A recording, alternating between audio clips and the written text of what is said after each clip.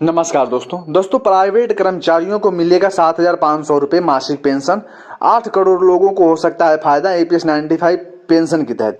सरकारी कर्मचारियों के लिए यूनिफाइड पेंशन स्कीम को मंजूरी के बाद निजी क्षेत्र के लिए भी पेंशन सुधार की मांग को जोर पकड़ लिया है। ईपीएस 95 राष्ट्रीय संघर्ष समिति ने प्राइवेट सेक्टर के लिए न्यूनतम पेंशन 7,500 रुपये करने की मांग कर रही है। केंद्रीय वित्त मंत्री निर्मला सीतारमण की इस मांग पर विचार करने का आश्वासन दिया गया है। केंद्र सरकार के कर्मचारियों के लिए यूनिफाइड पेंशन स्कीम की घोषणा के बाद निजी क्षेत्र की कंपनियों में काम करने वाले कर्मचारियों के लिए पेंशन में सुधार की मांग जोर पकड़ रही है। यूपीएस के तहत सरकारी कर्मचारियों को न्यूनतम पेंशन 10,000 रुपये प्रतिमाह पेंशन का प्रावधान किया गया है और अगर वे 25 साल की सर्विस पूरी करने के बाद रिटायरमेंट होते हैं तो उन्हें मूल वेतन का 50% पेंशन के रूप में मिलेगा। वहीं प्राइवेट सेक्टर में नौकरी कर रहे कर्मचारियों को पेंशन योजना 1995 के तहत वर्तमान में केवल 1,450 रुपये औसतन मासिक पेंशन मिलती है, लेकिन यूपीएस की घोषणा के बाद निजी क्षेत्र के कर्मचारी से बढ़ाकर 7,500 रुपये करने और इसको दोस्तों मासिक करने की मांग कर रहे हैं। प्लस इसमें डीए और मेडिकल भी जोड़ने के लिए कहा जा रहा है। हाल ही में पेंशन भोगियों के संगठन ईपीएस 95 राष्ट्रीय आंदोलन समिति के प्रतिनिधि मंडल ने नई दिल्ली में केंद्रीय वित्त मंत्री निर्मला सीतारमण से मुलाकात कर न्यूनतम पेंशन को बढ़ाकर 7,500 रुपये प्रतिमाह करने की मांग की।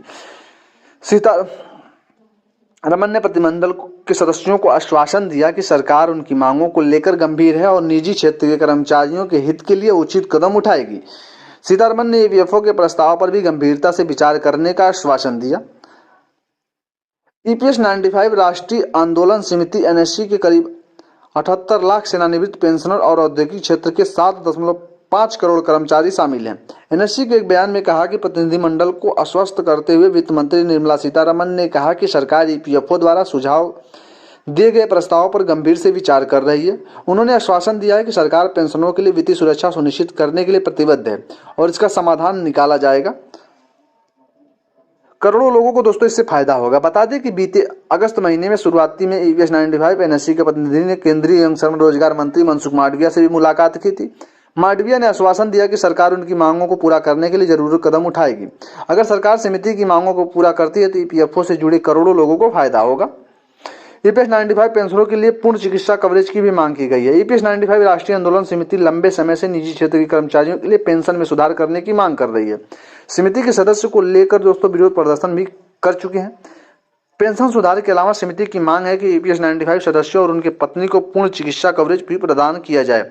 समिति के राष्ट्रीय अध्यक्ष कमांडर अशोक राउत साहब का कहना है कि पेंशनभोगी पिछले 8 वर्षों से न्यूनतम पेंशन की मांग कर रहे हैं, लेकिन सरकार जो है उनकी मांगों पर ध्यान नहीं दे रही है। अब आने वाले टाइम में जिस प्रकार की बजट को लेकर दोस्तों बातें कही गई हैं, इसमें हो सकता है कि इसमें ईपीएस 95 पेंशनों का प्रावधान जो है 1 फरवरी को आप लोगों का समाधान निकल करके सामने आए। कमांडर अशोक राउत साहब को पूरा विश्वास है कि आने वाले बजट में हमारे ईपीएस 95 पेंशनों का समाधान होगा।